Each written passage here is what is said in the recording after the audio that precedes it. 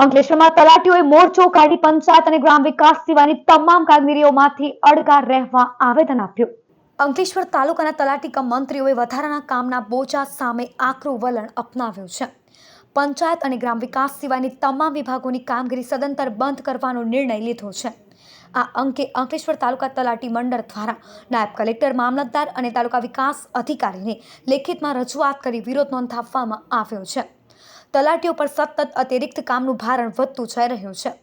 અસંગત કામગીરીના કારણે ગ્રામ્ય સ્તરે પંચાયત અને ગ્રામ વિકાસના મૂળભૂત કાર્યો પર ખૂબ જ માઠી અસર પહોંચી રહી હોવાની રજૂઆત કરાઈ રહી છે.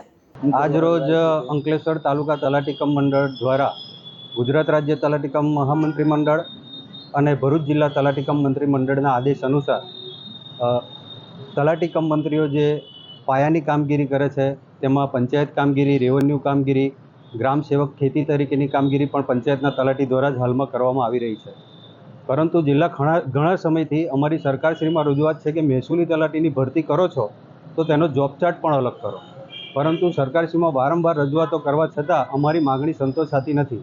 જેથી આજરોજ અમે સૌ તલાટીઓ ગુજરાત રાજ્ય તલાટી મહામંડળના આદેશ અનુસાર પંચાયતની કામગીરી ચાલુ રાખીશું, પરંતુ રેવન્યુ કામગીરી, મહેસૂલી કામગીરી આજરોજ અમે ગુજરાત રાજ્ય તલાટી મહામંડળના આદેશ મુજબ બંધ કરી રહ્યા છીએ.